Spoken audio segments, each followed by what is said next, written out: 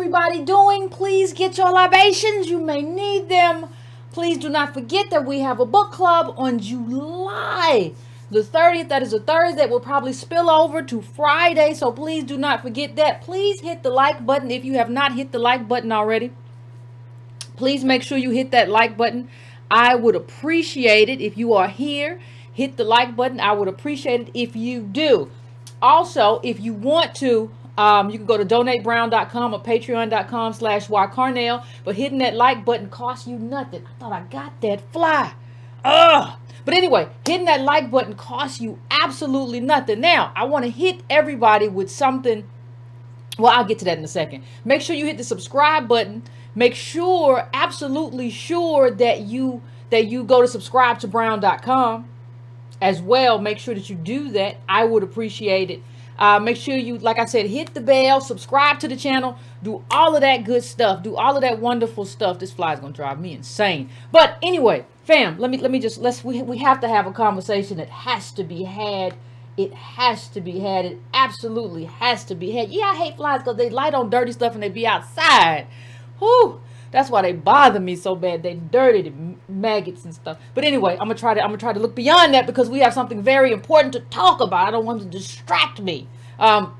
So fam, we have to talk about something but I woke up and it wasn't nothing I really wanted to talk about. People don't understand how nice I have been this entire time and all that stuff. People say, oh, Yvette always wants to fight. No, I don't. I avoid a lot of fights. I hear a lot of little sneaky stuff that's said and don't respond to it all. If you see my Twitter, what you will see is that most of the time, I don't say hardly anything to anybody that's negative no more. I just leave people alone in their own little ignorance and do whatever they got to do. But see, today I saw this. I don't even know what time it was up. But time I logged on Twitter, I see this. Some folks out here claiming they are fighting for black folks are more interested in credit than justice. I see this, and I see somebody's taking slick shots. And I have to have a conversation about people taking slick shots because it makes it sound like we're the ones who are being selfish. And it makes it sound like we're the ones who are asking and for something, or asking for credit, or they just want credit. They just want credit for the thing that they built. They just want credit. I don't even know why. If you were ADOS who was at the Supreme Court, or if you were an ADOS who was over there at the HR 40, I don't know why that people feel like you shouldn't get credit. I don't know why, if you have built up to this moment from 2017 to 2020, why anybody would feel like we shouldn't get credit. But it's bigger than that. It's so much bigger than that. And we got to talk about that. And we got to talk about a lot of lies that have been told and a lot of mischaracterizations. And I'm going to talk about it. And I don't care who don't like it. Don't bother me if you don't like it. I don't care. I'm tired of trying to people think you ain't really never even seen me fight. You think I fight. I don't really I hold punches. Leave me alone. Let me show you something. I want to show you something. Let's go into it. Because a lot of stuff has been said that don't make no sense. Now remember, in the Cole Hannah-Jones reparations piece, if you don't have that, if you don't have the context for what we're talking about, it was her reparations piece. And in the beginning of it, she mentioned Black Lives Matter. And she came back and said, well, I didn't say they had to do anything with reparations. Well, you're writing a reparations piece, ma'am. And the only thing they say is that they want to fight against the war against black people, whatever that means. I don't even know what this means. And since they're not on the same page as you, you shouldn't have included them in what you're saying because they didn't build anything. They didn't even build the spontaneous protest that we saw. They didn't even build that part of it. So I don't even know why they was in there. But let's go back to some other parts.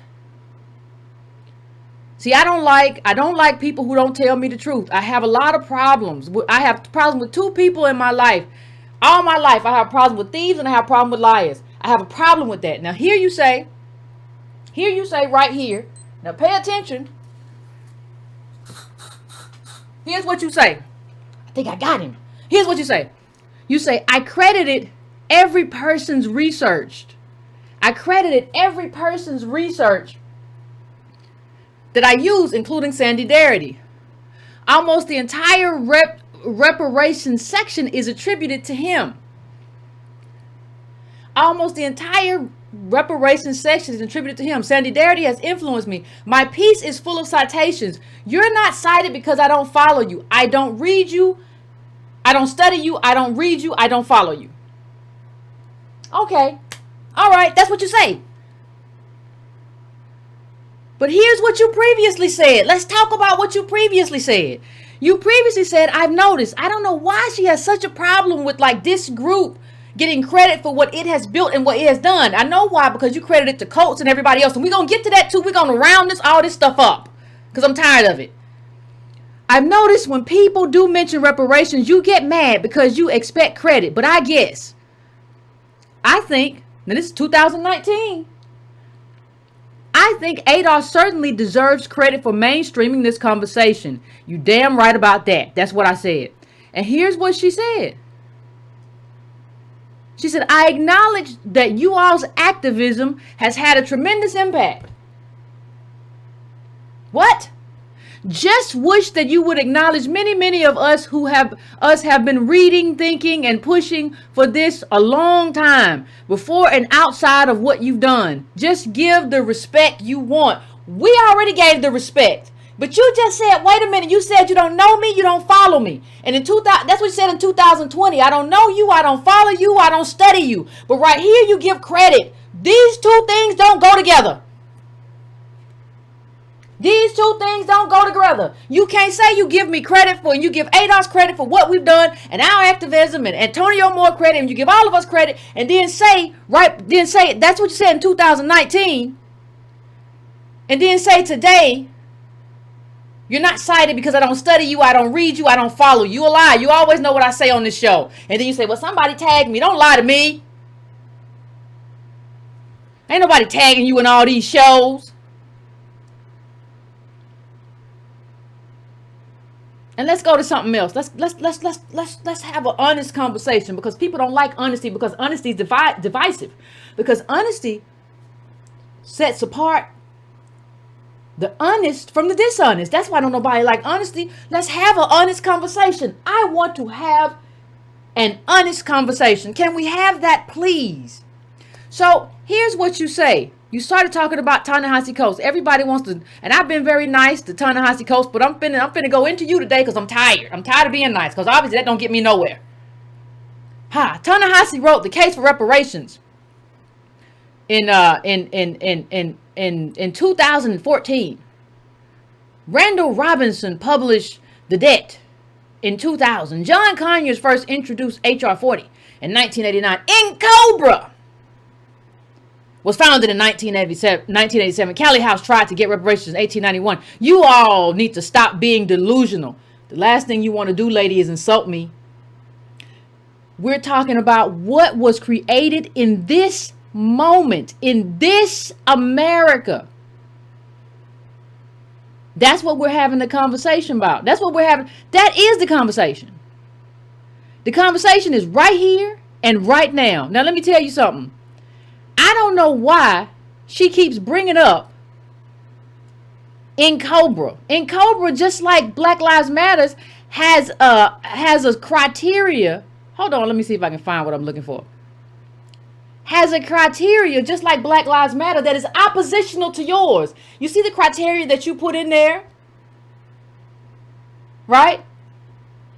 About ADOS and how long you trace your lineage back. It's oppositional. They are an impediment. And Cobra has always been an impediment to reparations because of their criteria. And their criteria is oppositional to yours. So how do you include them in some sort of foundational reparations work? Make it make sense. You say you're learned. You say you're studied. How do you not know that the people you are including as foundational don't make no sense and are oppositional to the stuff, to your own criteria? How do you not know that? Riddle me that, Batman. So let me see if I can find this picture real quick. Gosh, I know I downloaded it. Oh, here it is. So you're going to tell me, and I don't mean no disrespect, but you're gonna tell me in Cobra has been doing this all the time. Here's in Cobra with one guess that's Cam, I think Cam, whatever his name is, from in Cobra, and it's just him and a bullhorn. This is not this did not create the groundswell. One man and a bullhorn and some notebooks did not create the groundswell for reparations that we're talking about right now. That did not do it, ma'am. See, you just got here because I want you. Hold on, let me bring this off the screen because I want people to see me when I say it. Nicole Hannah-Jones, let me tell you something. Before this, you were writing on education, racial inequality in education. You weren't writing about reparations and all this kind of stuff. Stop acting. Stop playing games with me. Your whole thing. As a matter of fact, when you writing an education book that all of a sudden went missing, where's your education book? All of a sudden, when all this interest came in slavery, because the 1619 project ain't nothing but the Angela project, and this thing that you're writing about reparations ain't nothing but something that you decide you want to get in front of. Right? You were writing about something totally different. You didn't stay on your horse. And not only did you not stay on your horse, you tried to take our horse and throw us off and say, I don't know what y'all are talking about. Ta-Nehisi Coates did this. I don't know what you're talking about. You didn't do this. Coates did this. Ha ha ha ha. Ha ha ha ha. Negro, don't you laugh at me. Because let me tell you something else. I've been very kind to Coates because I enjoyed the essay. It's well researched. I enjoy anything that's well researched. But I have been too kind to him too. So I'm not going to be kind to you today, sir. Let me tell you. Ta-Nehisi Coates. Let me see if I can find it here. Ta-Nehisi Coates wrote the case for reparations. We know that. What we don't talk about enough, though, what we really don't talk about enough is the fact that the only thing after he wrote the case for reparations, like Nicole Hannah-Jones, he got a Genius Grant. That Genius Grant comes with a lot of money. But there's an intention behind that money. That money is supposed to be used so you can kind of develop the ideas around what got you the Genius Grant. So reparations, if reparations or slavery or whatever gets you the Genius Grant, you're supposed to, in Coates' place, you're supposed to kind of build around that and work around that and develop those ideas. That's not what Coates did. Coates ran to France. He went to France. He's been in France, learning French and doing all kinds of stuff that ain't got to do with reparations. Let me just tell everybody, if you're going to run to France, don't get no Genius Grant. Turn it down. Just walk away. If all you going to do is run off to France and start talking about who's French and who's American, then don't do it. Let's talk about timing too, because timing is very, very, very important. Timing is very important.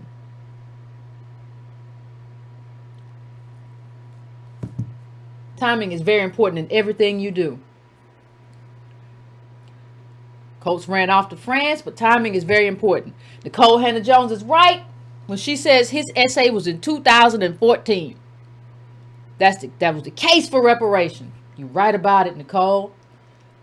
You know what comes after 2014, Nicole Hannah-Jones? You know what comes after that? 2016. That's an election year. Reparations was not a part of the agenda in that year. If his work was so pivotal, why didn't it impact the elections? Why was it not a cornerstone? And why didn't he try to make it a cornerstone? You wrote an essay and you ran off, and you've been eating off that essay for a long time. You have been eating off that essay for a long time, and you ran off. And if it was that pivotal, if that reparations essay that you wrote was that pivotal in moving the reparations movement, we would have saw some movement in the 2016 election, but we saw none because you didn't advocate for it. You didn't pick up the ball. Nicole Hannah-Jones didn't pick up the ball. None of you Negroes in the chattering class picked up the ball. You left the ball to us, and then we ran and we ran and we ran and we ran, and then we got somewhere. Right? We got this year. We got this election year. We got here and we actually got traction. And y'all came and tried to take the ball. So what do you mean, Yvette? Like y'all got traction? What are you saying? Well, first of all, what I'm saying is Ta-Nehisi Coates said to you something. He said to you this. When they asked him about reparations and what should be done, he said, I'm not really here for solutions. This is just one thing, but you can go find it. He said, I'm not really here. I'm a writer. I just explore ideas. That's not the first time I've heard that. Nicole Hannah-Jones said the same thing. I'm not an activist. I am a journalist who covers inequality for the New York Times. And again, facts matter. Yes, you all are copping out. You cop out, you write the story, you get the Genius Grant, and then you run off and you say, I'm a journalist, I'm not an activist. We're not falling for that no more. We fell for that with Ta-Nehisi Coates, and he ran his butt to France. We're not doing that with you no more, where you say, I'm just a writer. I just explore ideas. What we need are solutions. We don't need people just to explore ideas. We are not in the idea exploration business anymore. And even when you said what you said, I don't know. I don't know. I never got nothing from y'all. But this is in your article. Samuel Dubois Cook Center on Social Equity and the Insight Center for Community Economic Development published a report called What We Get Wrong About Closing the Racial Wealth Gap. This is in your stuff, Nicole Hannah-Jones. This was edited in the Antonio Moore's home, in his living room. Like, that's where this was edited. Who do you think did this? You say you haven't done anything with our work. Who do you think worked on this? Do you not check the bylines before you do stuff? Do you not know that this is Antonio Moore's work in here? What are you doing? What is Coach doing? Everybody want to run off and say we don't do solutions. We just do exploratory work. So you're going to tell me you don't want to have to live this. See, you don't want to have to live this. It's one thing to say something and then to say like, well, we're going to just explore. And I think our people need reparations. And it's not my job to say what that really specifically looks like in terms of necessarily everything that's got to happen. I'm about to go to France and learn French.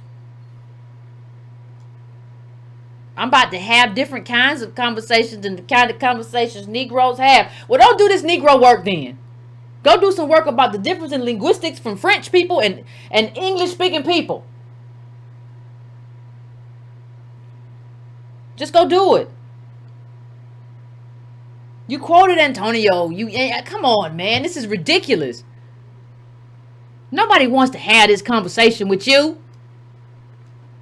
This wasn't even supposed to be the show for tonight. But I got to get up to see you saying stupid stuff all the time. Well, it was a lot that happened before, y'all. Listen, the candidate in the race who talked about and made reparations her platform was not only on Antonio Moore's show, but was influenced and informed by ADOS. Not just Dr. Darity, ADOS. Ask Antonio Moore how many conversations he had with Marianne Williamson to help her understand what this is supposed to look like. She was at our conference.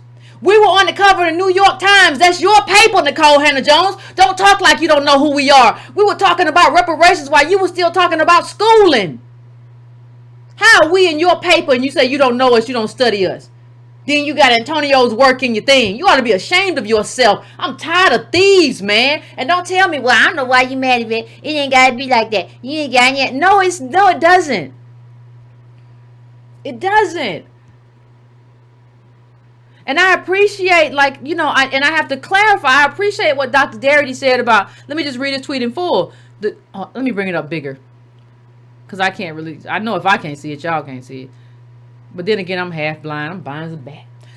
The struggle for pure reparations is a struggle for the fate of Black American descendants of U.S. slavery and the nation's soul. I understand how important credit and accomplishment is, given my presence in a profession where alleged originality is heavily rewarded. But let me just say this. I got the other part too. In a struggle of this type, we need to assess when it's best to put aside proprietariness in the interest of the greater goal. I find this hard to do myself, but when we don't do it at all, we create rifts among potential collaborators, allies, co-conspirators. Let's do better. I wish we could resolve tensions privately, but that doesn't seem to be possible now. Let's sheath our swords and direct our fire at agents who are blatantly opposed to us. So I just want to be clear on something. And this is what I said, and I want to be clear on my reaction to this.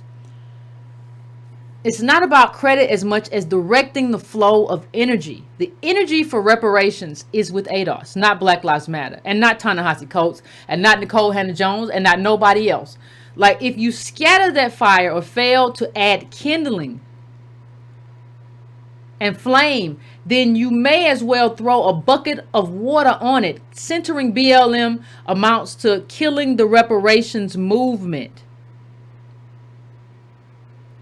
See, what you have to understand is without us, Please understand me, family. Without us, there is no reparations movement. We are the engine that created, that gave way to the Democrats having to talk about this. Jamie on going out and getting all these people on camera and asking them about reparations. All of the stuff that we have done, all of the groundwork that we have laid.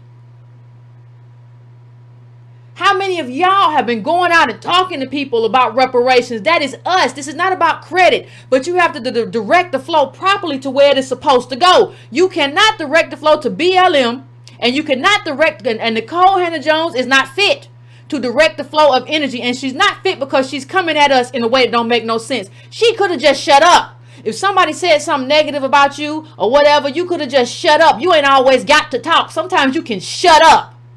You don't always got to say nothing. You could DM me and you know it and say, hey, listen, I might have got this wrong. I'm going to do this over. I'm including a quote for you and Antonio because I realize that this whole ADOS movement is undergirding what we're doing. But you don't want to face that fire because we're talking about voting Democratic down ballot and we're talking about who doesn't get included. And you are too much of a coward, and all of y'all are, to be divisive enough to say this is where we stand and this is where we park. And you got to say it because none of this works if you don't say it. It doesn't work if you're not willing to be divisive because this divides people. There are people who are going to get cut off at the knees, and that's just the way it is. If that's what it takes for us to survive, that is the way it is. If that's what it takes us to be elevated and get what we do, that is what it is. I do not care. And you have to have that energy. That is the energy that is needed for this moment. And if you don't have it, back up and shut up. It just is what it is. In front of the Supreme Court. How, Nicole Hannah-Jones, were you in front of the Supreme Court? Did you have anybody out there? Y'all have to take credit for what y'all have done. This is not just about Yvette, Antonio. Like, think about what you have done and what you have sacrificed. Not just here, but in your own families. Nobody gets to take that away from you. I don't care who she is or what color her hair is. She don't get to come in here and tell me what's gonna be. You don't run me. We the same age, homegirl. You don't run nothing around here. This is the, and she said, well, y'all just mad that we gave Darity credit and not y'all. No, I'm mad that next week nobody's gonna remember your article. That's what I'm really mad about. Because you didn't write it right. You didn't write a good article. There's no heartbeat to your article. There's no heartbeat at all. Because ADOS is the heartbeat. So nobody is gonna remember what happened. And let's really not forget. You know, I said this, let me bring up the whole tweet. Hold on a second. Because I don't think people understand that, like, not too long ago, Nicole Hannah-Jones didn't understand race in terms of lineage, in terms of, you didn't understand anything about race, Nicole, about who was supposed to get it. You were defending Kamala. You had no idea. So when I started talking about ADOS, this tweet is 2019. When I said that makes it a distinctly different environment with different hierarchies, politics. I don't understand your pushback here, quite frankly. Pointing out that Jamaica is not America should not be met with, we are all mixed from slave masters. And reparations should not just be about race. It's about specific struggle and a specific associated cost, which varies from one country to the next. You keep sliding backward into this default idea of universal blackness. No such thing exists. That's what I told her. And here's what she said to me. Here's what lets you know she didn't understand what she was talking about. She had no idea what she was talking about. She said, my tweet had zero to do with reparations and you. Again, are you arguing against a point I did not make? But I keep defending the propaganda of white supremacists. If you think it serves your purpose, I'm good. This is just little Real Housewives of Atlanta talk. Talk to me serious sometimes. That's obvious since that was my whole point. And my tweet was to that article. But see, the thing is, why you're accusing me of being in line with white supremacists for a very specific reason. Because you didn't buy into the idea. You were supporting Kamala, and you didn't buy into the idea that ADOS is a specific lineage and there's no black flatness. You understood that there's no black flatness through your relationship with ADOS. Like, that's how you understood it. But we were here first. We were here first, and we did it. And you learn what you learn through us. You don't get to run off with that. You don't get to run off with that. I'm sorry. That's just not the way it works. I don't know what to tell you. I don't know what to tell any of these people. Quite honestly.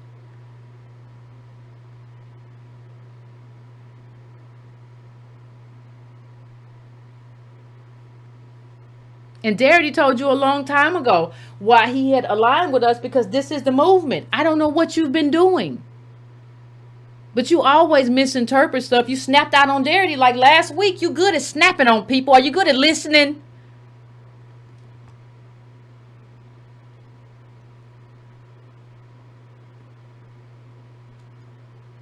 I don't even know. Like I told her during the exchange today, I said, your piece was dishonest. And it was dishonest because she said that she wouldn't signal boost us.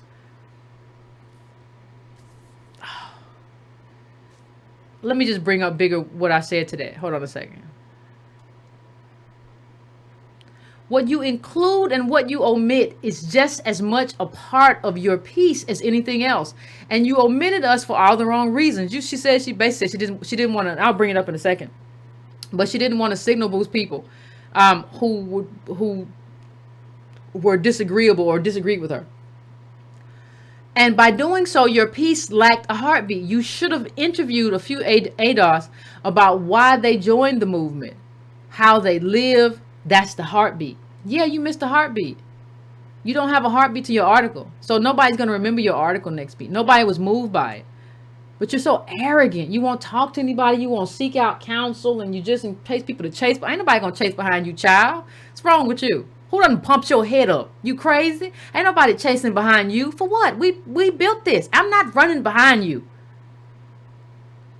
And here she goes. If you think the way you operate when it comes to me is effective, then cool. But don't expect me to spend time signal boosting people who insult me and make ridiculous accusations that I steal their work. Have a good one. This is where you fail.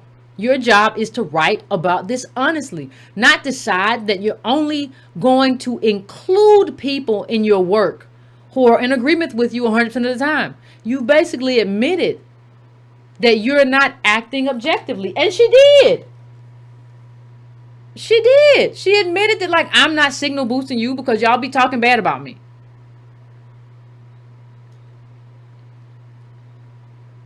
And she said, nah, my job was to write an essay arguing for reparations, which I did. And I cite the research that has informed my thinking, which I did.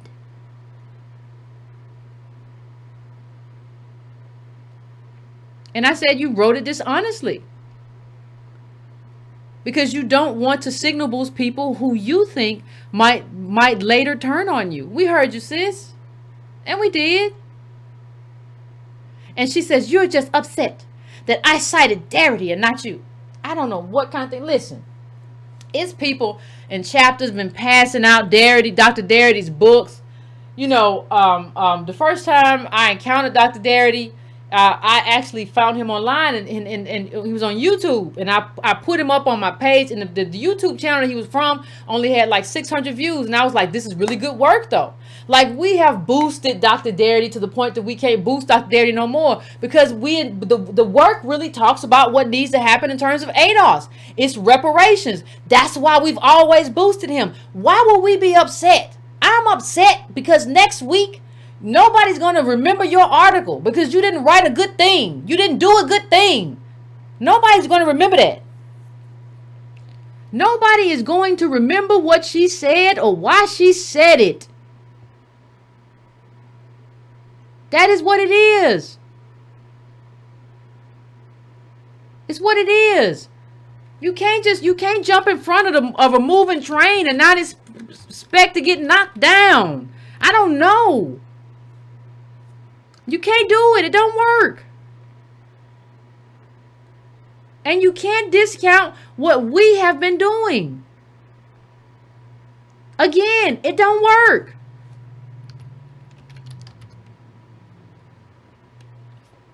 It does not work. You know, and you're so arrogant. You know, hubris always comes before the fall, and you're going to hit hard. Because you're going to, like, this is us at the Supreme Court. What were you doing? You were writing an article? What were you doing? I know Antonio and I will actually head to Alabama to the Angela Project.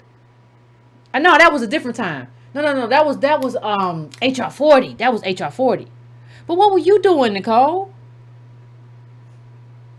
I don't know who y'all are. I don't know who y'all think y'all are. I don't know who y'all feel like y'all are.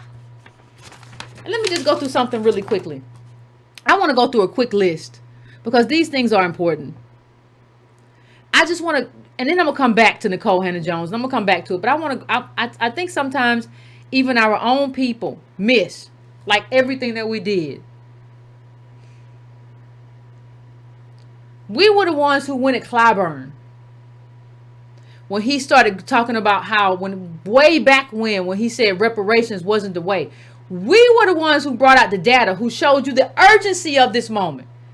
Because it's one thing to just talk about what this moment is and not talk about why it's so urgent and not talk about how timing is so important in this moment. And you can't make up what you've lost because you're not in the time where America is building and becoming. You're in a different time. That was ADOS who did this. And all of this work, you say, well, it was you built on Ta-Nehisi Coates and Randall Robinson's work. No, all of this stuff that we're talking about right now, this was post Ta-Nehisi, this was post Randall Robinson, this was recently. And we have put it together in a way and anchored it in a way that it is consequential and it sticks. You didn't do that. You haven't done the work. You have not done the work to show what needs to be shown in terms of, look at this. Look at what this is. Hold on. This blue chart. This is black households. You didn't do the work. You didn't even understand race. You didn't even understand race. You were chasing behind Kamala.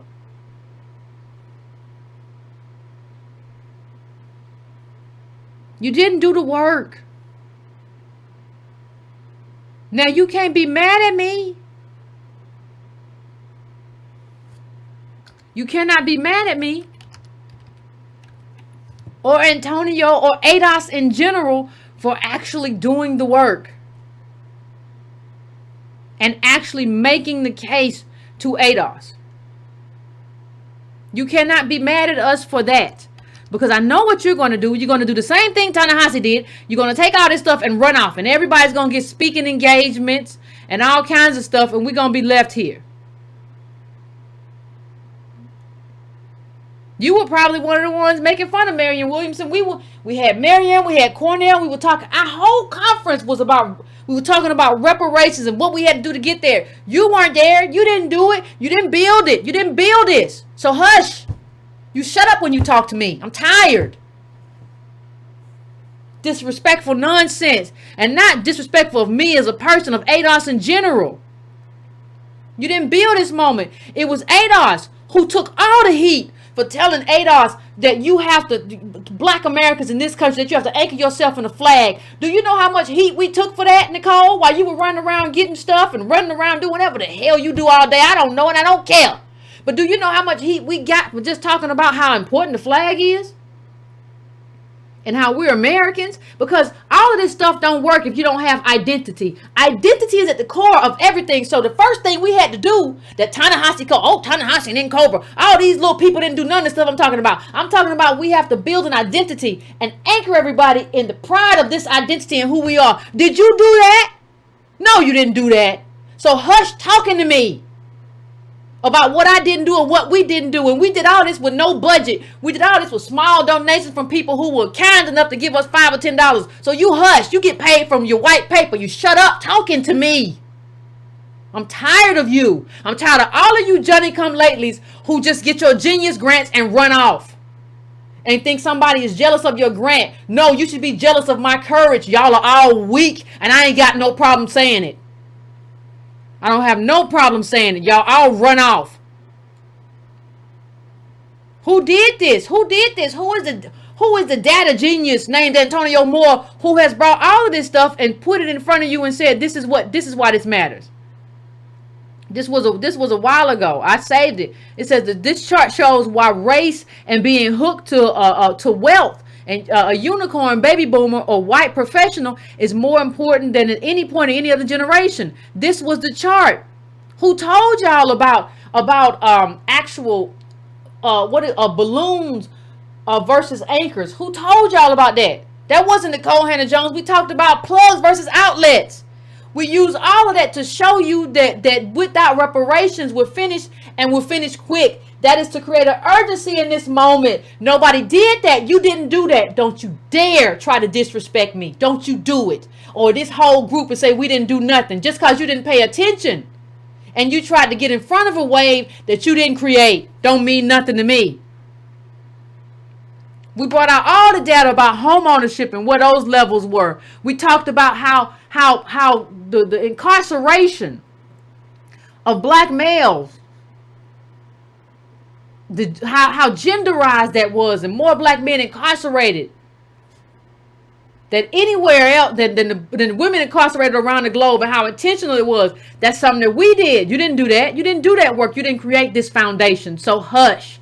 We were the ones who said you have to bring American blacks out of the number. You can't just have African, you just can't have black because they have more money than we have, because they don't come from chattel slavery. We were the ones who took all the flack and all the hits for that. You didn't take not one hit.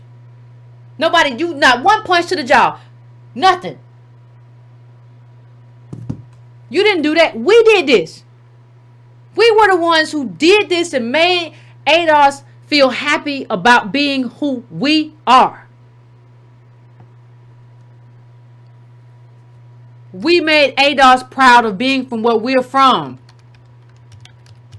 You didn't do any of that. You didn't do any of that work. So a person who doesn't do that work doesn't get to tell me who I am and who I ain't. You don't get to speak disrespectfully to me, not ever in this life.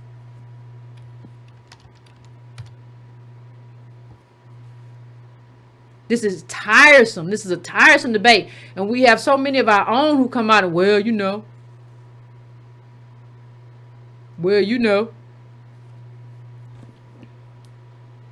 While ADOS is unapologetic in seeking reparations black agenda. This is all us. Remember the Philly Inquirer article too. All us. The pride around this moment. The necessity of this moment. All us.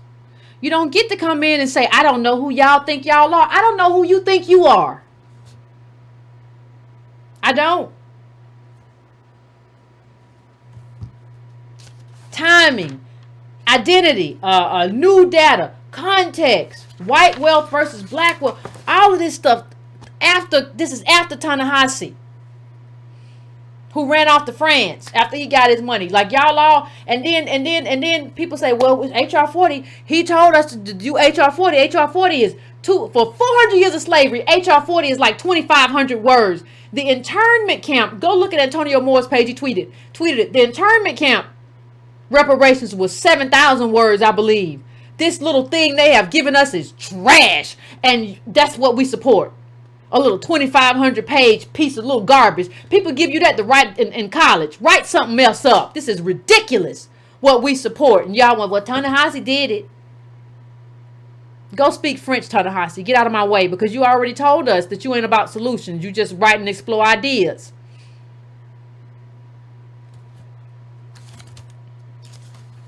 I don't even know what people are talking about. And let me just say this. There's a lot that Nicole Hannah Jones didn't understand. Let me see if I can find it.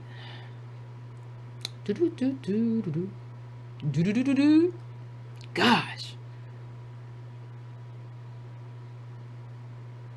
She didn't understand race. She didn't understand a lot. Hold on. Let me see. This is the one. Well, she said we were mixed. Did not claim, I don't know what she was trying to defend Kamala. Like, I don't even know what she was trying to say in that one. There's another one though. Oh, here it is. What's so funny is, if y'all really knew your true history, you know enslaved people were brought from the Caribbean to the U.S.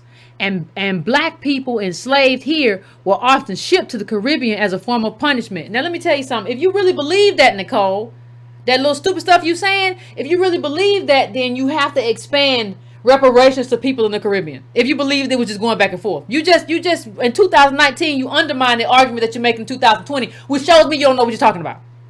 But I think,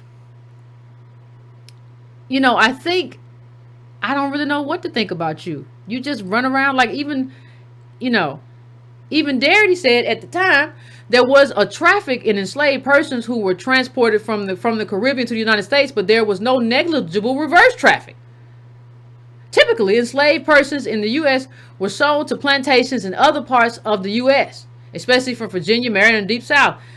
What Darity always says what he says in a nice way is, you don't know what you're talking about. Now, here's the other part. Let me just bring this up. Let me see if I can get this right. And this is from slave migration from Caribbean to North America. And it says all these factors spurred more extensive intercontinental slave trading than is often recognized, but North Americans rarely imported seasoned slaves from the islands. Almost all slaves in the Caribbean North America trade prior to 1807 had recently arrived from Africa.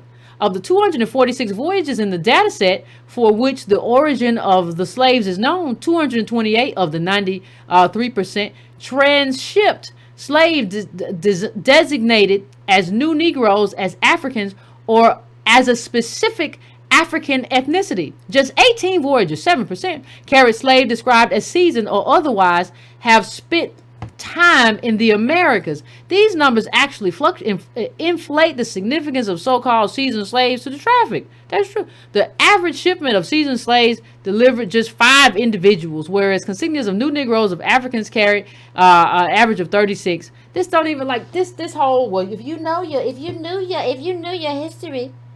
If you knew your history. No, you don't know the history. You new to this. Act like it. Let me bring one more thing up.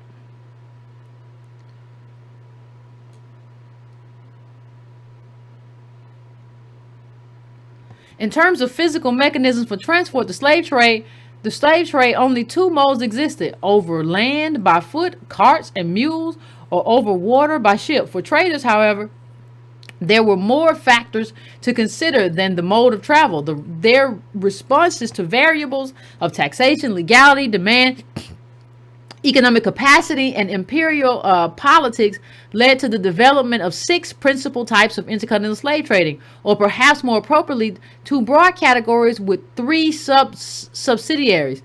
The 2 broad categories were intra-imperial and trans-imperial. The intra-imperial trafficking broke down into the categories of inland routes, tax evasion trades, and market scale distributions. The categories of trans-imperial slave trading were the asiento commerce for the Spanish slave trade, quasi-legal or illegal slave trading, and free port trading. One should bear in mind that the lines between these categories often blur, but they were worth considering. Blah blah blah blah. Yeah, I don't even know what you're talking about. I don't even know. You see, the problem is you came here late. You saw like an opening, and you got here late, and you tried to make it work, and it doesn't work. And nobody's jealous of you. Nobody's jealous of Darry. Nobody's jealous of anybody. It's just that what you're doing doesn't work. What you're doing is just a repeat of what Ta-Nehisi Coates did. You want to say what you got to say, and then you want to run off. Now, I don't know whether you're running off to France or somewhere else. But I think what we are finding is that we need people to stay and fight as opposed to run off. Now, it is what it is.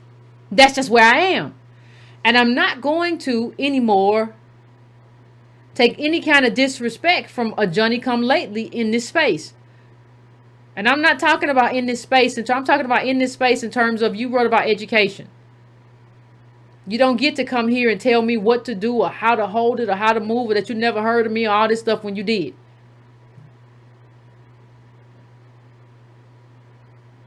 You don't get to do none of what you're doing. And I don't think we understand how dishonest this is. And I have tried and tried and tried and tried and tried and tried again to kind of put up with you and not say nothing to you. But this is just too much. Because we have paved the way as ADOS. And it doesn't, and the thing is, it doesn't, this bird don't fly without the wings of ADOS. Like, we are the engine of this. BLM is intersectional, they're not concerned. This is us. And it don't work without us. I don't know what you're going for. I don't know whether it's another Genius grant. I don't know. I don't know if I care. But I'm not putting up with this no more. I have to like turn on my Twitter and see you talking slick talk to me. I'm not doing that anymore. I'm not doing that, and I'm not holding fire anymore, because I've held a lot of fire and I've criticized you and then left it alone. And I even defended your 1619 project. I came on here when the white socialist was chasing you all around town and following you to universities. I came on here and defended the project, even though you have given me your butt to kiss. I defended that project, and you show no gratitude on any level to anyone, anywhere, at any time, even though we created the space for you to maneuver and do what you're doing right now. And we were already on the cover of the Times. Way back when we had our first conference, and you know it. And you keep trying to ignore and erase us and manipulate us. And I'm just not here for it. And that's where I will end, and I will let y'all call in and say what you all have to say. But I'm getting kind of tired of this. And I don't want nobody to just don't, we can, if you gonna call in here and say, well, we just don't be divisive, we just gonna have to fight it out. We'll just tussle on the ground, because that's just where it is. So, fam, give me a few minutes as usual to set up the phones. I will be back, and we will have the conversation.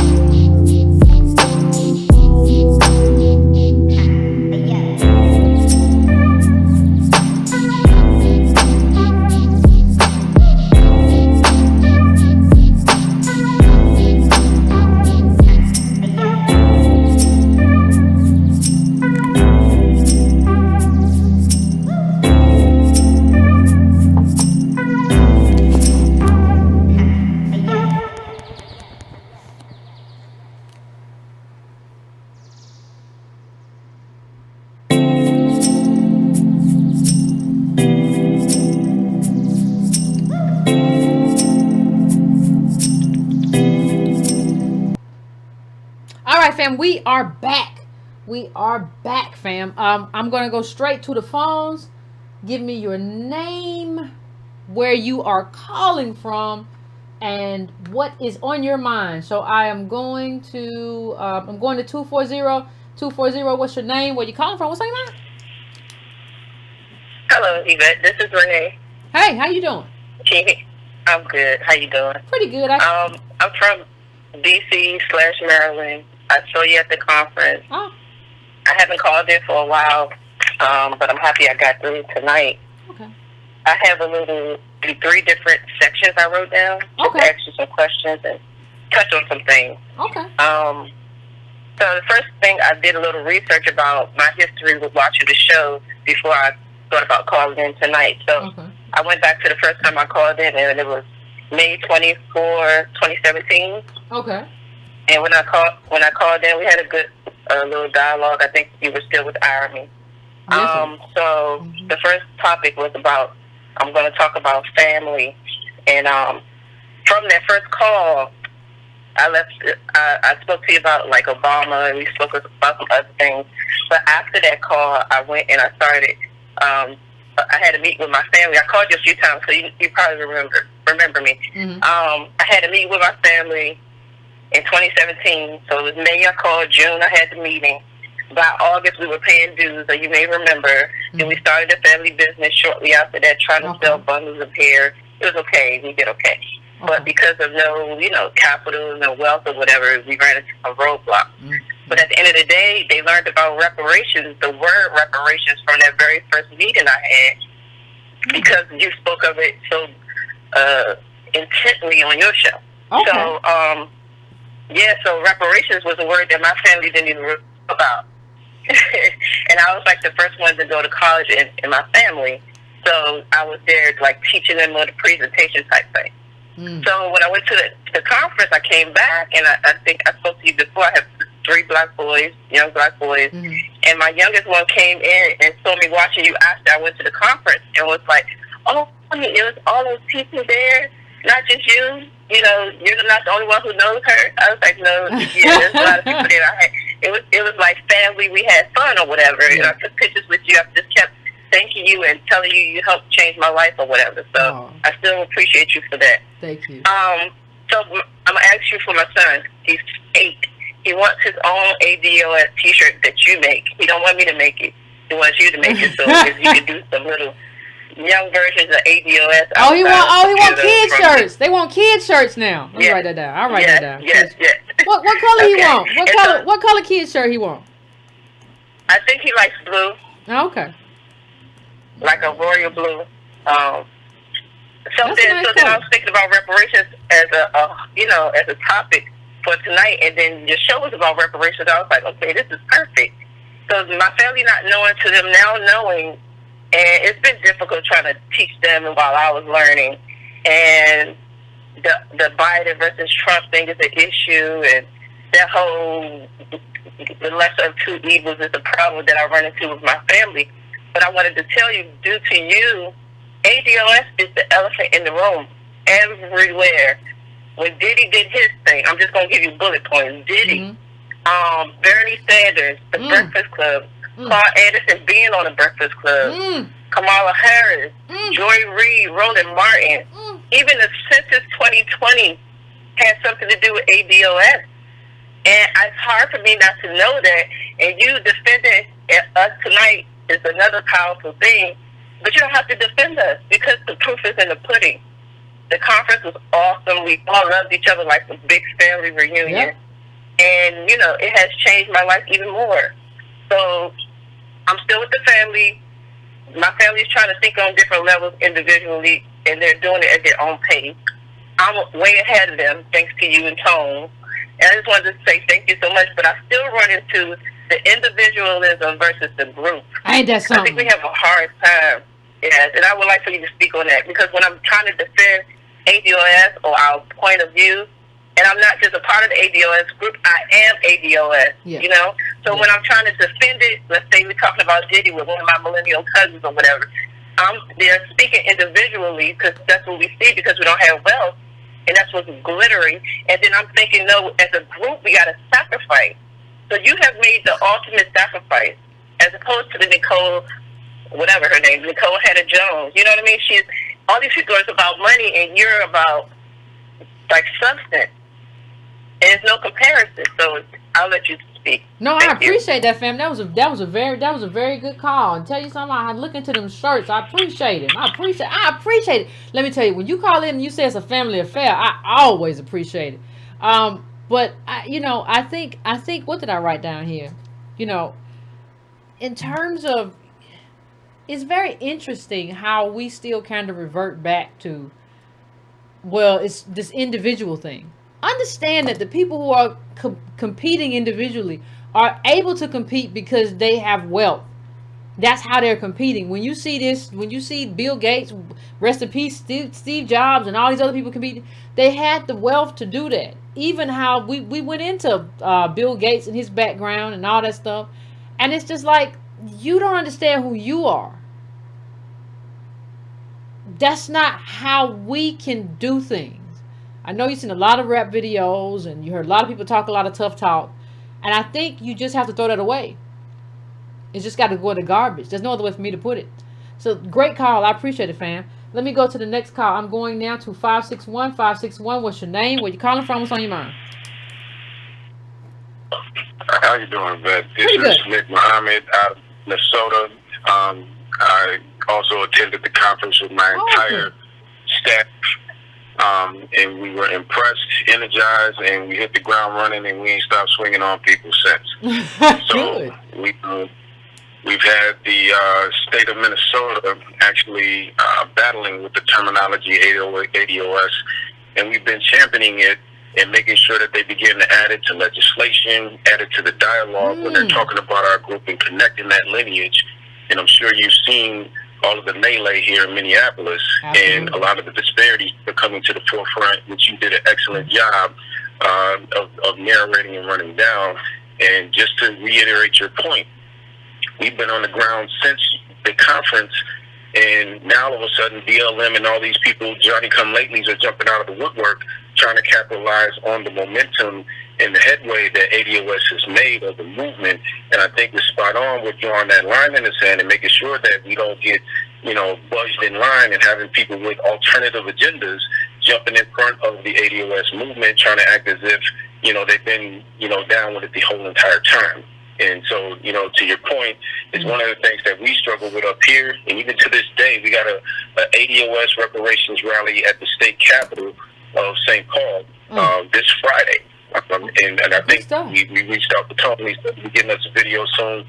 But everybody is scared of the ADOS. We've had people that we thought were prominent, champions that understood the plight of ADOS people and living in a state with some of the worst disparities in the country per capita for this little tiny black population, that they would understand that.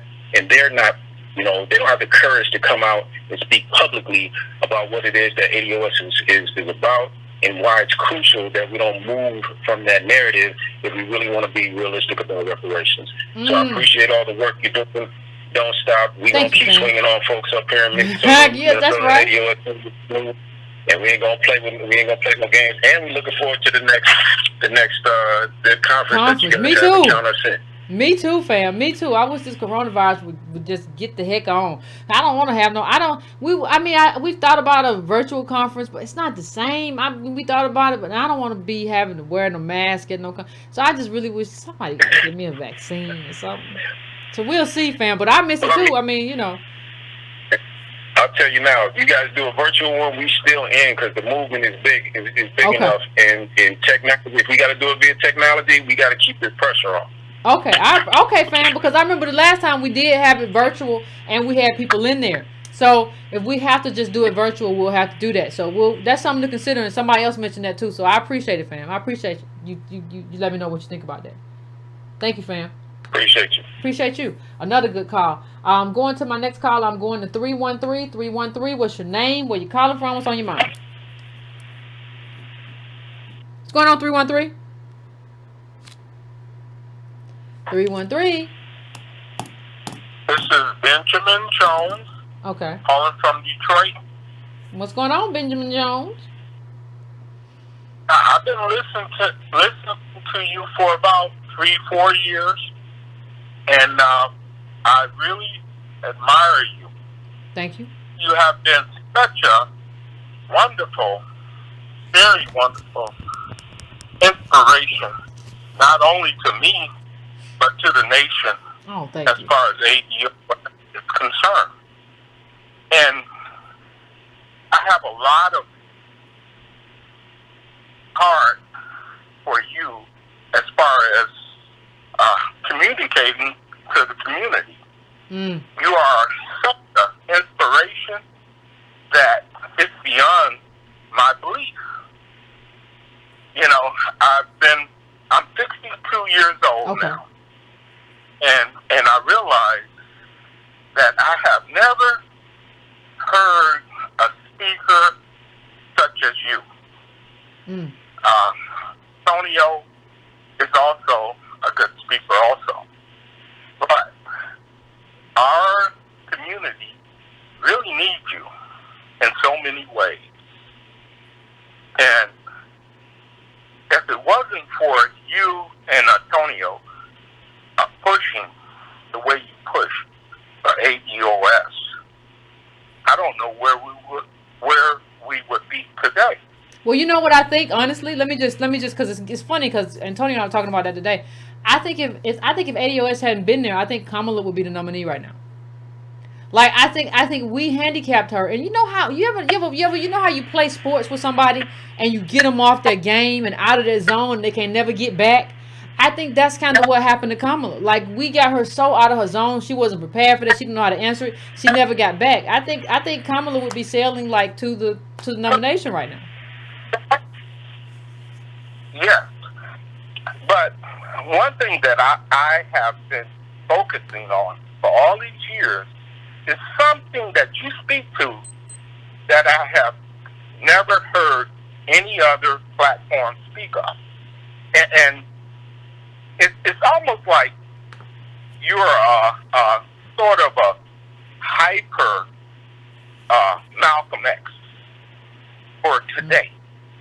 And I know you may say, okay, I'm not a Malcolm X, but the way you speak and the compassion that you have is for today.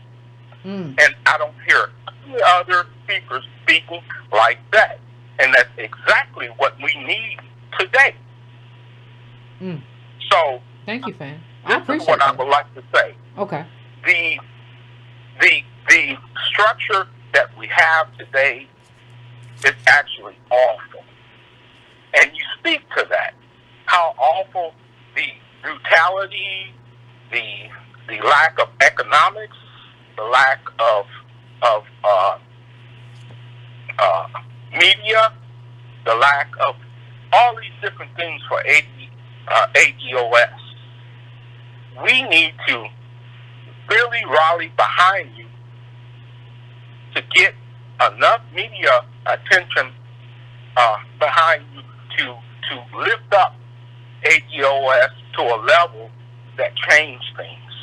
And it's going to take a lot of perseverance to do that, but for some reason, I believe it's going to happen, and it's going to happen very soon. And I'd just like to thank you for all the things that you do and Antonio, and keep up the good work. Thank you, fam. I appreciate that. I appreciate that so much, more than you know. Thank you so much, fam. And let me just say, I'll just say this. I don't think you can, in terms of what he says about leadership, I don't think you can lead the people that you don't love. Like, you can't lead the people that you don't love. And I think that for a lot of people, that becomes a sticking point. You don't really love Negroes. You just kind of play a part because you need to play a part to do a certain thing. And I think that will if you don't, that will come out at a certain point. And it just won't work. It'll just all fall apart. So I appreciate him, and because it just has to be this way. So anyway, fam, let me go to the next call. Let me go to 914. 914. What's your name? Where you calling from? What's on your mind? Hey, Yvette. Hey, what's going on? Can you hear me? Yeah, I can hear you fine, fam. I'm doing I'm good. from Yonkers, New York, but I'm calling from the Bronx. Okay. And I just wanted to say I love your show. I've been listening to you since I don't know when. You know what? I think you were still on Voice's show. Oh, that's a long time, fam. That's a long time. A long time ago. I remember you were on that show and you were with someone else. I can't remember his name right now. But the discussion was on Bill Cosby. And you said something, and I was like, ooh, that woman, she really loves black people. And it's amazing to see where you are now. And, like, my favorite artist, my favorite music artist, Kalela, she reblogged something on her Instagram that had ADOS in it. So the conversation is everywhere. It's happening. Your reach is going. And I just want to say thank you for keeping the faith going, for keeping the movement going. And I'm just gonna get right into it. So I think more than Malcolm X, I think you are our Ida B. Wells. Oh, I think Nicole Hannah Jones needs to retire. That title you stupid. On her Twitter. Because I think she's making a mockery out of who Ida B. Wells was. And for many people who don't know, this woman lost her family, her entire family, her mom and her dad, who were ex-slaves.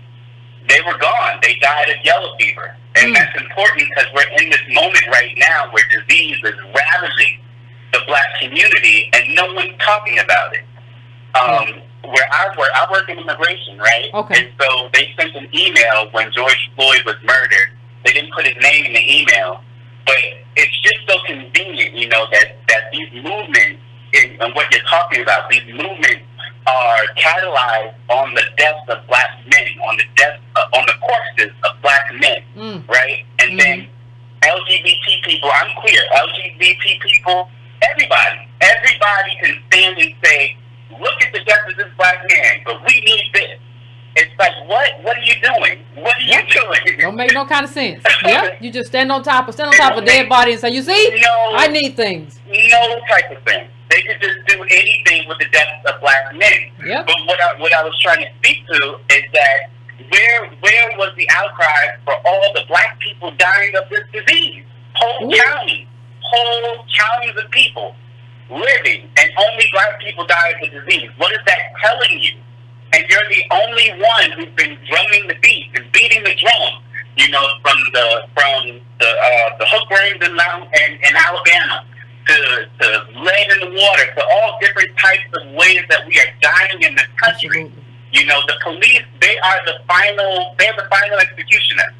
But there are so many ways that we're dying in this country. I need people to look up Dr. Carol Anderson. She has a book out called White Rage. In that book, she details a lot of what's going on and like how white people are doing this backlash against us every time we try to fight for our citizenship. Because this is what the fight is. It's a fight. The fight for reparations is a fight for black citizenship, right? Absolutely. And she has another book out about voter fraud and about suppressing the vote. So it's so many ways that we are dying in this country that are going unaddressed. And Nicole Hannah Jones, Ta-Nehisi Coates, who I used to love, they do us no service by dropping in and out of the race. They're too scattered. Black Lives Matter, too scattered. No one is standing up in it and going to court to say, this is what we want, this is what we need, and we need it right now, except for you, Tone, Darity, Paul Sallis. Y'all the only people I see doing that. So Nicole Hannah Jones, she just needs to stay out of the race. People look up Dr. Carol Anderson, look up Ida B. Wells. There's on YouTube, Toni Morrison narrates the story. Find that video, watch that video. There's also a book I wanted to read called The American Slave Code.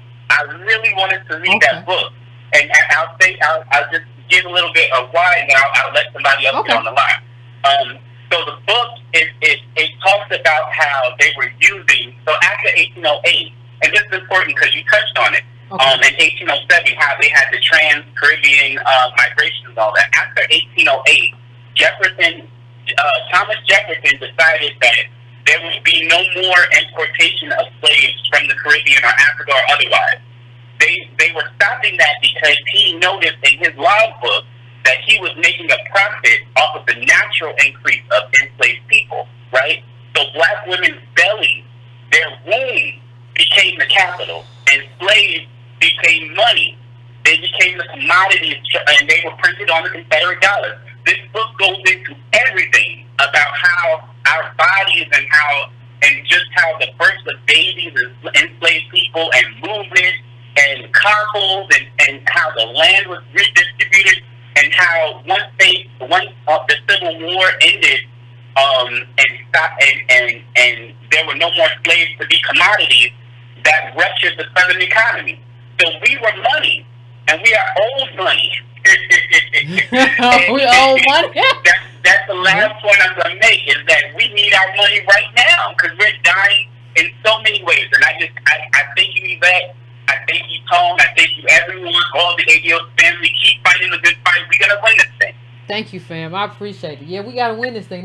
That's a great line to end on, fam. We have got to win this thing. We ain't got no choice. I don't think people understand that we ain't got no choice. Ain't no like, well, if we win it, it'll be all right. And if we don't win it, it'll be all right too. And we just, no, that's not the, no. We, like, it's COVID. That was a great article. I tweeted it or I can't remember which one today, but talking about how, like, black renters are finished. And they're talking about ADOS. They're not talking about people who have money. Like, we're finished. Like, when people start evicting people. Ain't no flashcards gonna save you or me. Ain't no Jay Morrison ain't gonna save you or me. Somebody sent me some pictures. He's in Miami right now with Versace flip-flops on with your money, and don't nobody care. But that ain't gonna save us. Like, we about to get evicted in mass. And no fault of our own. People are laying everybody out. Can't nobody work. It's a plague we living through. Where are these people who told us we could just teach our kids and teach ourselves how to be millionaires and buy stocks and whatever? Crazy mess. Anyway, I'm going to my next call. I'm going to 760. 760, what's your name? Where you calling from? What's on your mind? Hi, Yvette. This is Marlon from Oceanside. Hey, what's going on? Well, I remember a show a long time ago about the AKA Oddity Wells and Nicole. And I remember when Tone was saying, I don't know this woman. So basically, he was on her neck from the very beginning. And I was like, why is he on her neck like that? And then she showed herself what she is and what she isn't. So I know you guys say, like, in my opinion, but she is the Barack Obama that puts on blackface to be the actor that she is, but talk about black experiences. Because, like, she works for the newspaper of record, and that's what the New York Times is. She puts out things to, I don't know, try to propagandize things, because I remember Irony also saying propaganda is what you omit, and what she omitted was ADOS. Yep. Because we were on her neck. Well, Tone was on her neck from the very beginning. Mm-hmm. So when she shows her up and then she acts like she does, hey, you guys found out what she was in the beginning. Now she acted with Monty OG and how she interacts with ADOS on Twitter. She was never about that life, and she will never be about that life. And she needs to just go away. Thank you, fam.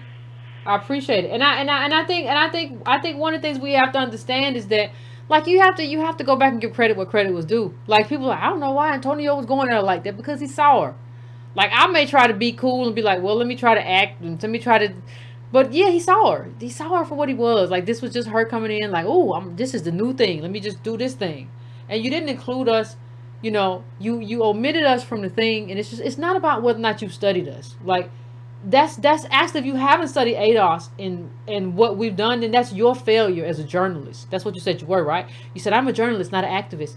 Well, a journalist is supposed to, like, figure out, like, who is pivotal in this moment and who has created this moment. If you didn't do that, that's your failure as a journalist, and your failures don't fall on me. Your failures fall on you. So let me go to the next call. I'm going to 443. 443, what's your name? Where you calling from? What's on your mind? Hey, Yvette, this is Steve from B More. What's going on? How you doing? Are you today? Pretty good. I ain't got no complaints. I want to say this is my third time calling you. And I hope I'm coming across clearly, because I'm speaking from my cell phone. You coming across fine. And it's not the best. Say that again. I said you coming across fine. It sounds good. Great, great. I first of all want to congratulate you. I want to jump on the bandwagon to say that you are doing a great job, and I feel your passion. I don't like I'm gonna tell you, I have a problem with people who steal. I really do. And somebody who steal will lie. Somebody who steal will lie. Anybody who steal will lie. My daddy told me that a long time ago. Right. Anybody who steal will lie. Right. I get off. I really do. I have a problem. That's why I'm calling you today, because that's my subject. But I just want to say that I really want to talk to you about my experience. It's going to be brief. I don't want to be long-winded, if I can be that way. Because the letter I sent you, I chopped out a lot that was there originally. We all can be long-winded. That is so busy. Yeah. But I did go to Africa. In fact, I lived in Africa for a year. Okay. I lived in the Ivory Coast. It was Ivory Coast is a French. Yeah, they French-speaking too. French-speaking Negroes. It was shocking to me. When I went there. Mm-hmm. And I thought, I'm going to tell you something. I thought because I'm black, I'm ADOS. We weren't using the term ADOS at the time. Okay. I thought that I could just go there and just blend in. I was very, very wrong. I could not do that. I went there, I felt like I stood out. I couldn't do that. The way they dress, it's just, even like if you go there, you have to get accustomed to the food. They have a different way. When you plug in like your electrical appliances, you have to have a converter. You have to know about how the monetary system works. It's different. And I'm not a numbers person, and that was hard for me to grasp that. It was a lot. The food, the meat there is tough and everything. You have to know how to cook it. It really is. Everything that it is tough meat. Yeah, it is tough. Sorry. No, I was just saying. I was agreeing with you. I went through Ivory Coast and had to spend a couple of nights en route of getting somewhere else years ago, like 15 years ago. And I agree with you. That's the toughest steak I ever had. And it's not like, and I don't eat beef no more. I don't eat beef no more. But like I was eating it then, and that stuff right there, like it was like y'all don't have, but they don't have like the distribution and the cows and the pastures where, but you're right. And then they put your card in ATM and it spits out a bunch of different dollars that you don't know. Anyway, but go ahead, fam. Yeah, even the milk. I remember my husband took me, and that's how I got to go to Africa, not because I'm rich or anything. My baby bloomer, by the way, a young baby bloomer. But I remember looking on the shelf and seeing the milk there, and I'm saying to myself, what's the milk doing on the shelf? The milk should be refrigerated, And it was just a weird experience. I felt like I was going back in time. Why am I here? I was in an advanced country, and now I'm going backwards. I mean, what is it? And I had a friend there. She was Caucasian, and she was married to a guy from Senegal, and they had a child, and I felt like she was more, African than I was. I mean, so it's really not that easy. So when people talk about, leaving the United States and going there to live there, and I'm one of those people, too. I did think that, too. I did think, I thought that pretty much, fairly recently, I thought like, wow, I hate this country so much. I want to go back to Africa. But you are so right. It's not, you have, and that was when I went there, it was like almost like about 30 years ago.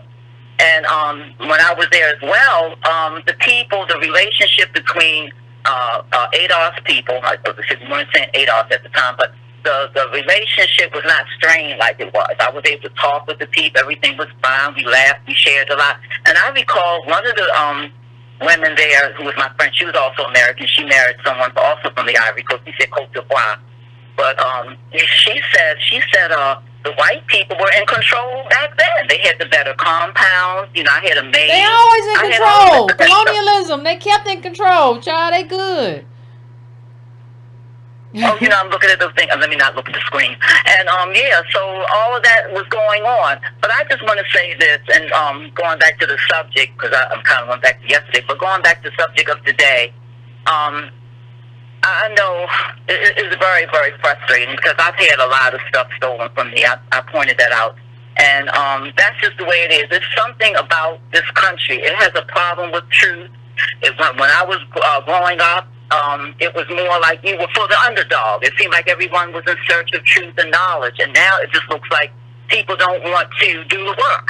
And the ones who do the work, who really deserve the credit, and you should get the credit because that's the way we were always taught. You know, you're supposed to give credit for, you know, ideas and all of that. But you were the only one that I've heard say that linked the idea of lineage with this whole reparations argument.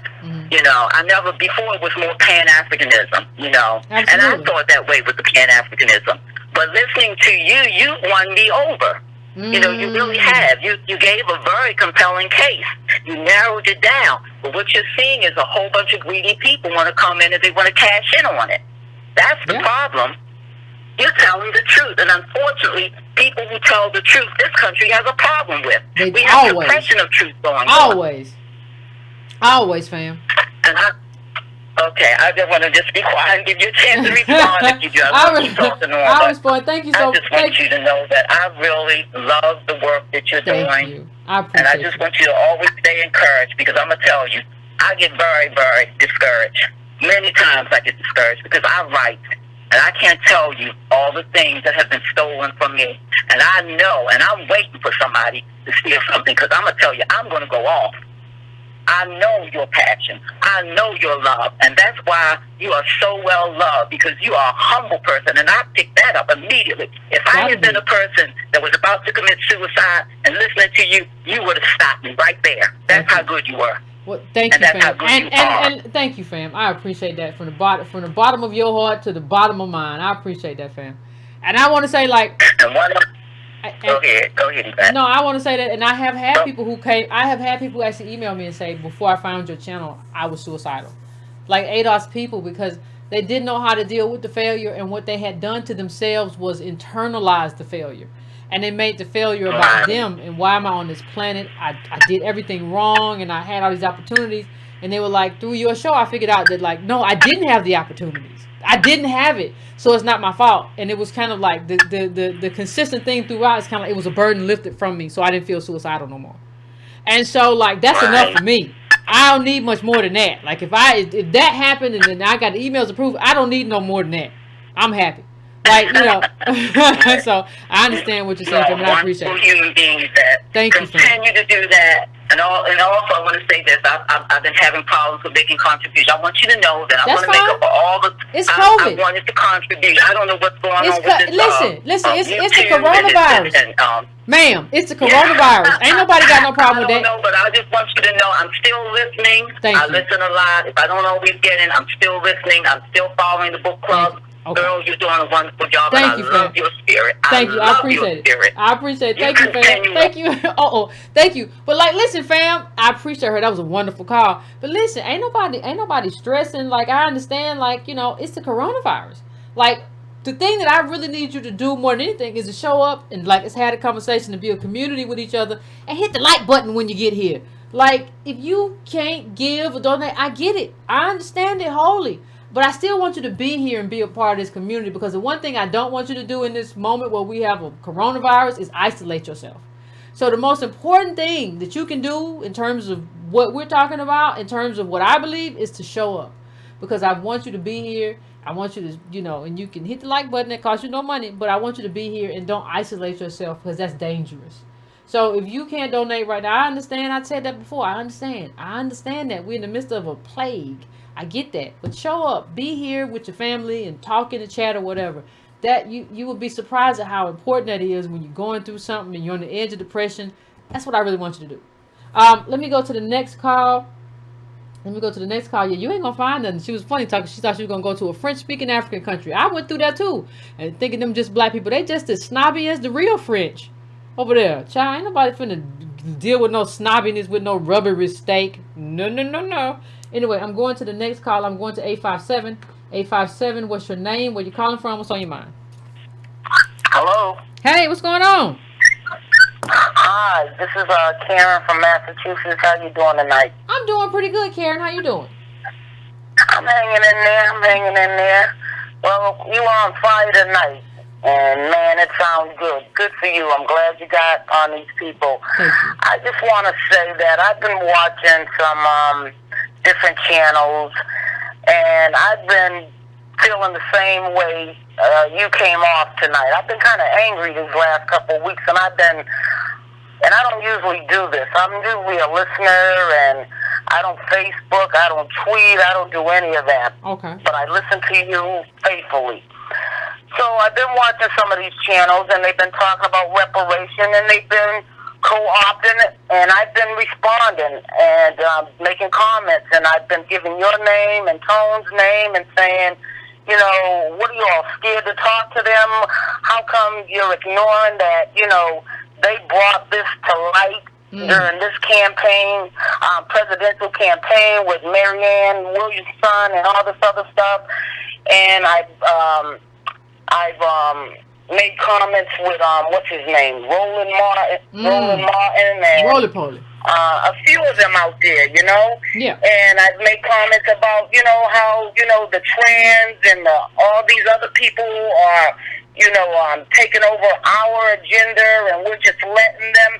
So my thing is, what is the agenda for us to take this back? Because I was thinking, you know, we need to come up with a week, a day, or something that we are en masse texting and commenting these people. I've even, like, you know, and I don't know really how you feel about this, but I've even, like, made comments to TYT. They had somebody on there talking about reparations and, like, the Hill, the Rising. And I just think, I know you don't want to be the leader or whatever, but you know what? You are, Yvette. So we have to get you and Tone out there. I mean, we can get our chat. Well, let me just say this too. And this, I don't know if TYT is one of them, but there have been a couple of shows that said you're gonna have your own and didn't. And then the thing is, like, it is what it is, because I have my own show, so it's fine. But I think one of the things that we have to understand is that, like, Yvette is not sitting here just turning down a whole bunch of shows, right? It's people are typically, if people are not asking. And so I don't even think that's what has to happen to me. We have a strong group of people. I agree with that. But I think what has to happen on the ground level, I'm not trying to put a whole bunch of extra work on the people who are already here. I think what has to happen is that we have to grow more people. Like, I don't, and it's a perfect moment because it's in the midst of a coronavirus epidemic, which is killing more of us than anybody. So I mean, disproportionately, not like in numbers. But I think what has to happen is that, and how it has to happen is that, you know how we have people influence their families or whatever? Like, this has to grow in that way. This has to exponentially grow. And this is the moment for it. We're in a plague and we're Negroes. Like, this is the moment for this, for ADOS to grow. If it can't grow in this moment, I don't know if it can grow. Where Negroes are losing their jobs and ain't got no money, about to get evicted. This is the moment for this movement to catch. And that's what has to happen. I agree with that 110%. And this is the moment. But people are going to steal this like they stole the civil rights from us and gave it to the white woman, and everybody else got, you know, wiped their feet on us, stepped over us, and made it, you know, above us, or you know what I'm saying? So we cannot let these people overtake us. So we have to get out there and we have to figure out how we're going to, you know, for a lack of a better word, market ADOS and splash it everywhere. And we have to force people somehow to come to you. You know what I'm saying? So, but I think you do that. I don't know how many ADOSs are out there that love you, but we got to come up and we got to say we're all going to text, email, whatever. We got to flood the media with, and I don't so much. But let me just say this. Let me just say this, fam. But the so-called progressive media, we have to get on them. But let me just say this. We got to get out there because people are. But let me just say this. Hold on 1 second. Our people always flood the media. Like, that's like. But the problem is there's only so many of us. Like, everybody, when you go see somebody talking about reparations or whatever, you always see people in there. Numbers talking about you need to talk to Yvette and Tone. You need to do that. You always see us in there. The problem is there's still not enough. Like, it has to reach a critical mass. We can get there. We're not there yet. But those of us who are active, we always flood it. We always do. I see it. lot of time, Yvette. I So we gotta agree. figure something out. I agree. I mean, I know we got to get to the families. I do that. We do that. But I think it's got to be more than that. You know, while we have access to all this technology, there's got to be that plus other ways to do this. Because I'm telling you, everybody, like you said, everything you said was 110% correct. I'm watching these shows and they're coming up with things that you said, Tone said, and all this other stuff. I was watching for a minute, what is that, diaspora guy? And he's talking about reparations, and he's always talking about moving to Ghana and all this, and having these trips. The guy Phil, and he's talking about 17. Oh yeah, we need 17. Oh yeah, the advice. $17 trillion, and I'm like, where the hell did you get that number from? You know what I'm saying? Did you pick that out of the air? I mean, they are stealing you and Tone's stuff, and we've got to do something to stop it. Well, the thing is, they can only steal it unless ADOS let them steal it. That's the thing. So the thing is, like, you know, I see a lot, like, we have a strong cohort of ADOS who always goes in and shouts this nonsense down. I don't think Phil really matters. Like, there's some people I don't think matter. Like, you know, when you get to other mainstream sources, though, these people really matter. And so I think I always see my people shouting down those people.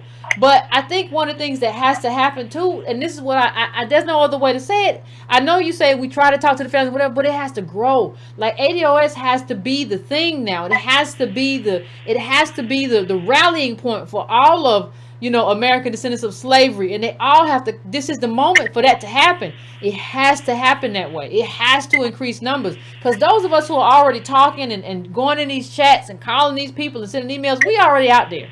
We already there. So what has to happen is you have to have a new breed also come in. You need, see, an army works fine, but you have to have somebody to relieve the soldiers, and you have to be able to bring new soldiers in too, or else the current crop that we have too gets tired. You can't do this stuff all the time. You got to have somebody. Okay, let's relieve this current squad, or platoon or whatever, and bring another one in. That's also what we don't have. You don't have that though without new blood, and that's what I'm saying. That's my point. All right, I get that. But for us older folks who's not into all this technology, like I said, I don't tweet, I don't Facebook, and I tell people, don't put me on Facebook. Don't take a picture of me. Don't put me on Facebook. Here's the thing. In your newsletter, because I've been trying to find out, like in Massachusetts, Boston, you know, I hear this guy Reggie come on. I want to find somebody here in Massachusetts, and I want to start some stuff here. Well, let me tell you into this. Okay, hold on. Let me tell you what I'm doing for that. So can there be a list on the newsletter? Hold on one second.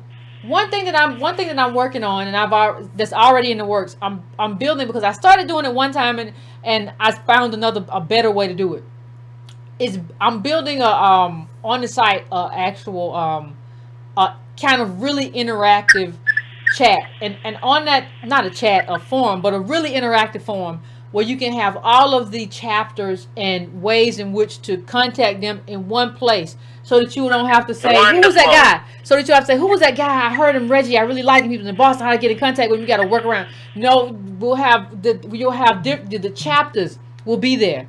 The chapters, and they'll have a place to communicate, and they'll have a place to talk to people. You know, they'll have a place to communicate with people on the Breaking Brown site. So you can go there and be like, hey, I heard somebody from the Boston chapter. I'm going to go to the Breaking Brown site and type in the Boston chapter and say, hey, I heard one of your, hey, who's that guy who was on here? And you can go to that chapter. You can go to Detroit. You can go to Chicago chapter. And the people who lead those chapters will lead those groups, and that will be the resource for that. So that's coming.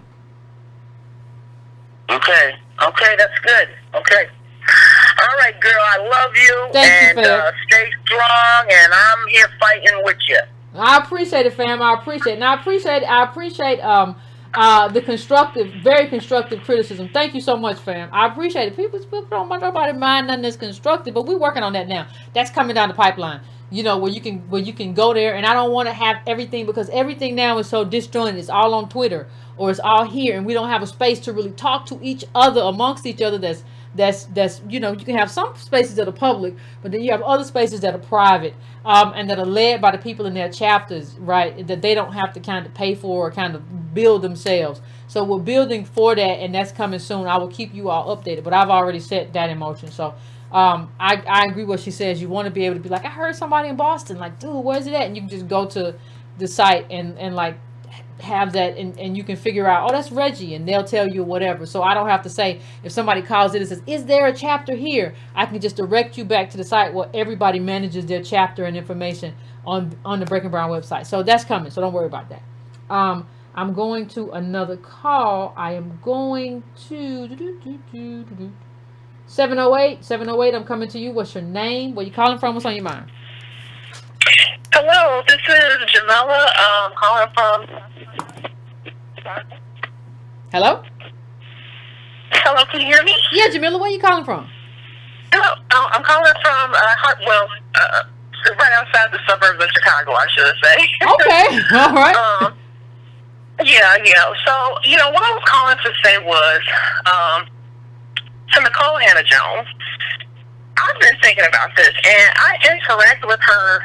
I've interacted with her before on Twitter, and so this recent time, after these events, I asked her, I tweeted to her, I'm like, I just need to understand. Like, I'm not going to conjecture. I'm not going to make up things. Okay. I want to give you an opportunity to basically say, why don't you want to say ADOS? Like, you know who we are. Absolutely. So it's not like you've never heard of us. You know who we are. I'm like, why are you just opposed to saying ADOS? Like, you just won't even, tweet out the acronym to say, that's what you're talking about, because that tweet was so vague. It was one of those things where it was, designed to stir up something and get people well, who is she talking about? Who is she talking about? Who are these people? Blah, blah, blah, blah. So, what I thought is, I'll get to why she has her reasons, but what I was thinking, also in listening to the show, what you said about how, she said, well, I don't pay any attention to ADOS. I don't talk, I don't pay any attention to them. I'm not looking at anything they're doing. I'm not retweeting, blah, blah, blah. And that sounds ridiculous. And it basically, belies us.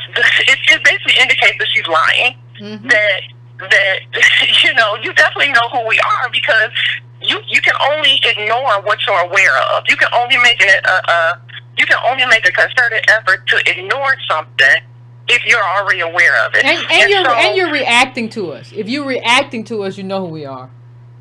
Let's not right, you know who we are. And I'm thinking to myself, wait a second. If I was a lawyer and I said, well, I don't ever listen to anything. I don't read any of John Roberts, the Supreme Court Justice's opinions. I don't like him. He's just not on my radar. That would sound crazy, because even if you're the most liberal lawyer in the world, you still have to understand. You pay attention to John Roberts' opinions by virtue of just who he is. The fact that you are in the legal profession, you can't afford to just say, "Oh, I'm going to ignore John Roberts," because that doesn't make any sense. Other lawyers are going to look at you like, that sounds crazy. How are you going to ignore, someone on the Supreme Court just because you don't like their opinion? You still have to read their opinions or whatever. And it's the same thing if you work in foreign affairs, you work in foreign policy, you say, well, you know what? I just don't even pay any attention to Russia. I just don't even think about what's coming out of Russia and what they're saying, about Russia. That's just, I'm just above all of that, and, I'm just going to ignore that.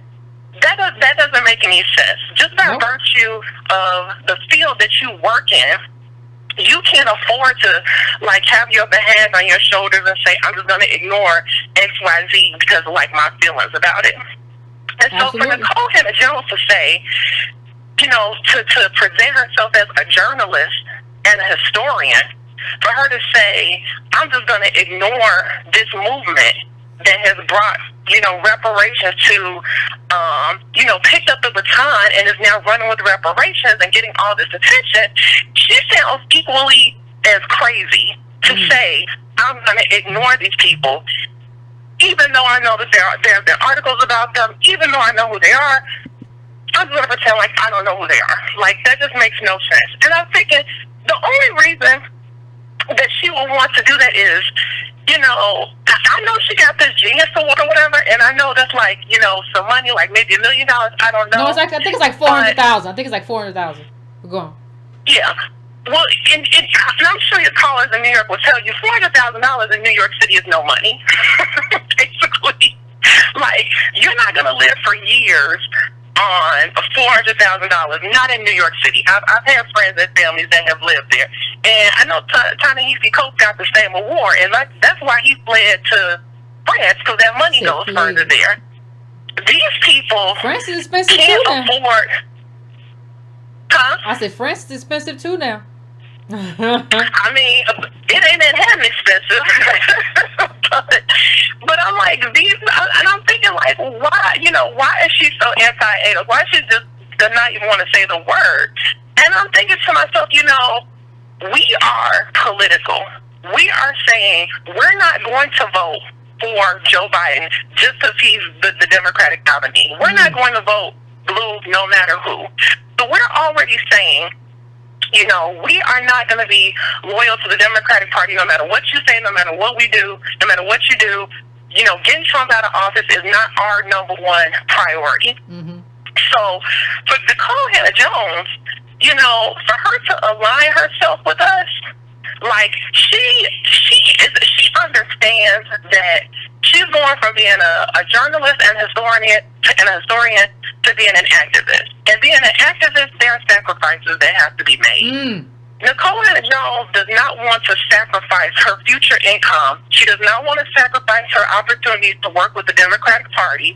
She does not want to sacrifice her opportunities to, you know, write for the Intercept and write for the New York Times and get, you know, future writing opportunities, because so many of these you know, white liberals and these black journalists journalists talking about politics, you know, they all know each other. They all give each other references. They're all writing for basically the same newspapers.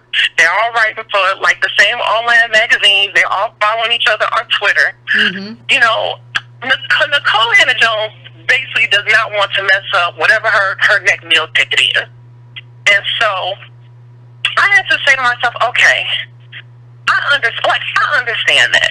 You know, I understand. It's just like, you know, when civil rights activists in the 60s, like, those people, like, really, you know, a lot of them will really suffer. You know, I hate that I feel so terrible about Rosa Parks.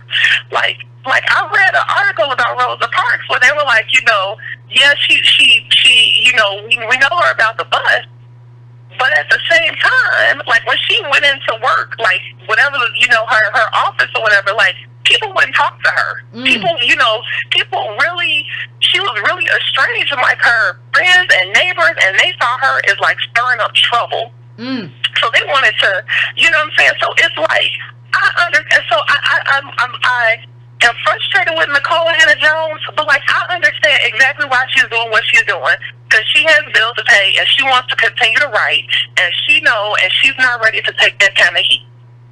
So, you know, and she's actually hoping that, like I said, she can step right on in and just start writing about reparations. If she starts talking about ADOS, well, now she's also, you know, now people are going to say, well, let me go to the source. Let me talk to Tone and Yvette, as opposed to, you know, let me talk to Nicole Hannah-Jones. That's true. You know, so there's that aspect of it. But after all of that, what I have been following her on Twitter, you know, trying to engage with her and, like, trying to talk to her about ADOS and asking her these questions. And I realized today that she is a lost cause, that I'm not going to get any sort of, like, response from her, because I already know what the response is. So I unfollowed her, and I said, and I muted her, actually, because I said, there's no point there's no reason for me to continue to try to engage with her, because I've already asked her point blank questions, and she's refused to answer them honestly and directly. And really, I already know why she's not answering them honestly and directly. So now I have to spend my time, you know, engaging with other people, you know, on Twitter that are talking about reparations and amplifying their voices and, You know, if she does an interview or something, like she just did a short interview with Robert Reich, who was Obama's labor secretary, where she talked a little bit about reparations. I'll comment on like Robert Reich's, you know, Twitter feed or whatever, but I'm not commenting on her feed anymore because at this point she's just trying to get likes. She's just trying to get retweets. She's just trying to like get attention, and we're giving her a lot of you know, a lot of unnecessary attention and just validating her. Well, we know at this point, Nicole Hannah Jones is she's not going to be an ally. She's chosen what she's going to do, and you know, it's like the saying goes: when people show you who they are, believe them the first time.